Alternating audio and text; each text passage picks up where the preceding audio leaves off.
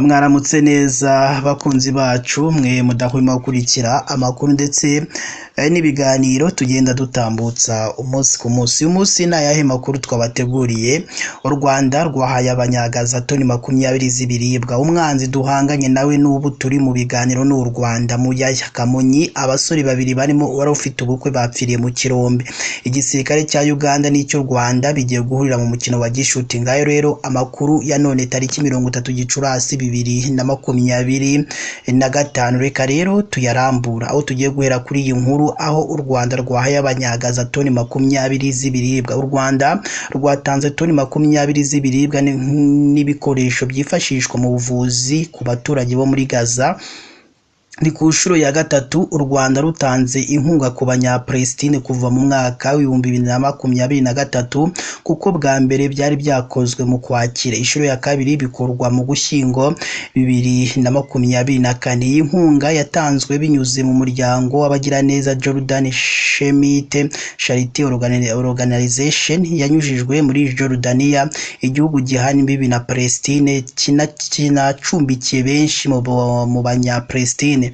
Umwaka wa mbere u Rwanda rwari rwatanze toni 16 z'inkunga z'ibiribwa, ibinyobwa n'imiti. Indi shuro hatanzwe toni 19 z'ibiribwa birimo ibigenewe abana, imiti n'ibikoresho byo kwa muganga. Naho mu karere ka Kamonyi, abasore babiri barimo wari ufite ubukwe bapfiriye mu kirombe. Ku mugoroba wo kuri uyu wa gatatu tariki 28 Gicurasi 2025 nibwo mu mudugudu wa Bugoba, akagari ka Bugoba, mu murenge wa Rukoma, mu karere ka Kamonyi, hashyinguwe abasore babiri bavukana nyuma yo gupfira mu kirombe gicukurwamo amabuye y'agaciro, bikekwa ko ari gaze yabigizemo uruhare. Bamwe mu bo mu muryango wa nyakwigendera bavuze ko ku cyumweru tariki 25 Gicurasi 2025 aribwo abo basore batangiye kwibazwaho nyuma y'uko bagiye gucukura mu kirombe cy'amabuye y'agaciro mu buryo butemewe nibahagaruka. Bakomeza bavuga ko umuryango bavukamo watangiye guhangayika cyane bukeye ku wa mbere, kuko iyo bajyagayo bahitaga baza, bituma batangira kubashakisha no kubaririza amakuru yabo. Cyakora baza kubwirwa amakuru y'uko basanzwe mu kirombe bapfuye, bikekwa ko ari gaze irimo imbere yabahejeje umwuka. Bagize bati abantu bacu bari basanzwe bajya gucukura amabuye y'agaciro rwihishwa muri kiriya kirombe. Ku cyumweru nibwo twatangiye kubatekerezaho, twibazaho bari nyuma y'uko batagarutse kandi bari basanzwe baza. Bukeye nibwo twakiriye amakuru avuga ko hari abasore babiri basanzwe mu kirombe bapfuye. Byatangajwe n'abandi bari bagiye gucukurayo amabuye, aho bavuze ko binjiyemo imbere bagatungurwa no kubasangamo bapfuye. Gusa byemejwe neza n'umusekirite uharinda wahise uhunga nyuma yo kubona ko byamugiraho ingaruka mbi. Abaturage bakomeje babwira itangazamakuru ko nyuma yo kumenya ayo makuru ku wa kabiri hafashwe mwanzuro wo kujya kubakuramo. Gusa ubuyobozi bw'inzego z'ibanze bwemeza ko imirambo yabo ijyanwa mu rugo kugira ngo ishyingurwe, ariko bukeye ku wa gatatu mu gihe yitegurwa kujya gushyingura iyo mirambo ya Dismas ndetse na Dawidi bari baraje mu rugo, ngo baza gutungurwa no kubona abakozi b'urwego rw'ubugenzacyaha RIB babamenyesha ko basubika umuhango wo kubashyingura, kuko bagombaga kujyanwa mu buruhukiro bw'ibitaro bya Remera Rukoma gukorerwa isuzuma, bityo bibera imbogamizi kuko bari bapfubije imva zo kubashyinguramo. Umunyamabanga nshingwabikorwa w'umurenge wa Rukoma Mandela Innocent asaba abaturage by'umwihariko urubyiruko kwirinda kujya gushabikira mu birombe byafunzwe bitagikorerwamo byemewe n'amategeko. Mu kiganiro yagiranye n'itangazamakuru yemeje iby'iyi nkuru mbi yicamugongo, aho yagize ati amakuru turayazi, twayamenye ko bagiye gucukura muri kiriya kirombe cyari cyarafunzwe.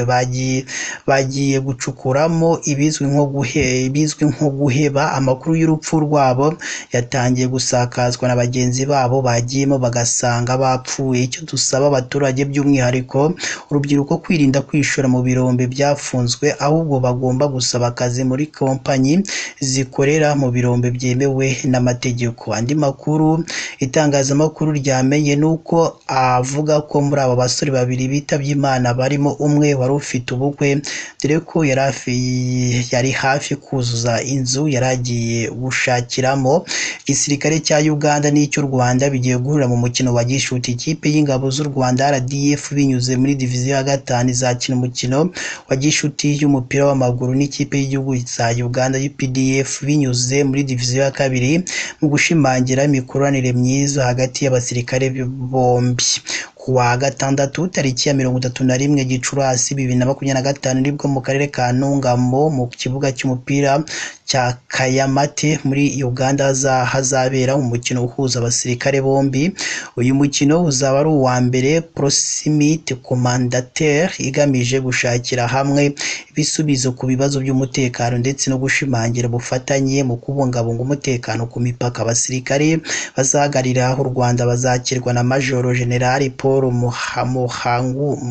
Muhanguzi uhagarariye diviziyo ya kabiri, akaba ari kumwe n'abandi basirikare bakuru muri Ntungamo. Umukino uzahuza amakipe yombi uzaba ufunguye ku bafana bose babyifuza, kuko mu ntego zabo hazaba harimo gutera intambwe y'imikoranire hagati y'igisirikare ndetse n'abasivile. Ku bufatanye bw'ubuyobozi bw'inzego z'ibanze muri Ntungamo, abasirikare bazakora n'ibindi bikorwa bifitiye inyungu abaturage. Aha harimo imyiyereko ya gisirikare, gutera ibiti no gutanga umusaruro. Imikoranire ya diviziyo ya gatanu y'u Rwanda na diviziyo ya kabiri ya Uganda byihaye intego zo kujya bahura kenshi mu kurushaho kurebera hamwe uko umubano wabyo uhagaze ndetse no kurushaho gusangira amakuru y'ibyaha byambukiranya imipaka. Umwanzi duhanganye nawe n'ubu turi mu biganiro n'u Rwanda Muyaya, mu gihe ibice byinshi by'igihugu cyo mu burasirazuba bwa Repubulika Iharanira Demokarasi ya Kongo bikomeje guhura n'ibibazo by'umutekano muke, ruswa, imiyoborere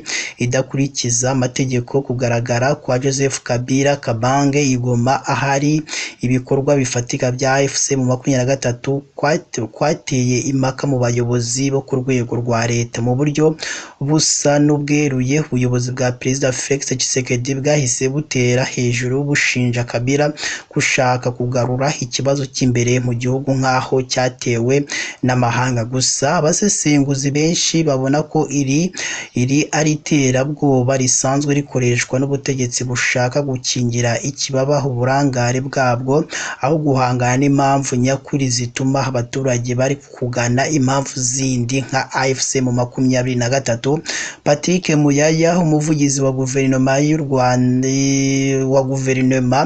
ya Kongo, yatangaje ko bamaze imyaka 2 mu ntambara n'u Rwanda. Ibi ariko byafashwe n'abatari bake nk'ubuhamya bugaragaza uburyo ubutegetsi buri mu rujijo bwabuze aho buhera bushakira amahoro, ahubwo bakirirwa bushinja abandi aho kubazwa ibyo bwakoze. Ese koko u Rwanda nirwo rwicisha abaturage, rusahura umutungo kamere, runyereza imishahara ya rubanda, cyangwa hari abandi babigizemo uruhare? Mu ijambo rye rikomeye, Joseph Kabila yamaganye imiyoborere ya Tshisekedi, ayigereranya n'iy'abashaka kwigira abami birengagije itegeko nshinga, aho icyemezo cya perezida kiba ari itegeko kirenze ayandi yose. Yagaragaje ko abaturage barimo kurushaho gusonza, kubura akazi n'imibereho ikomeje gusubira inyuma. Abaturage bo mu burasirazuba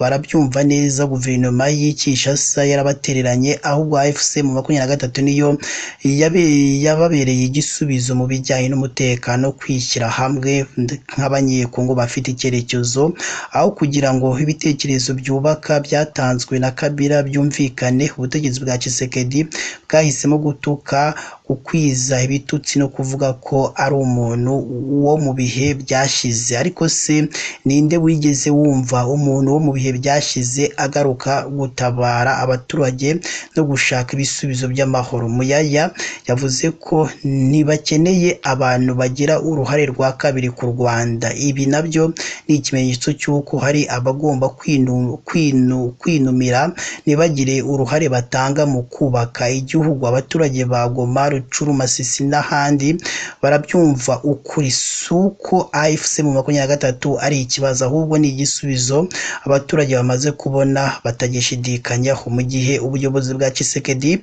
bukomeje gushinja abandi ibyo bwagombye kuba bukemura abaturage bo bari gushaka uko bafata ejo heza mu biganza byabo. AFC mu 23 ni umuryango w'abanyekongo uharanira amahoro, ubwisanzure n'iterambere. Kugaruka kwa Kabila i Goma ni ubutumwa bukomeye, igihe kirageze ngo igihugu gisubizwe mu biganza by'abagikeneye koko.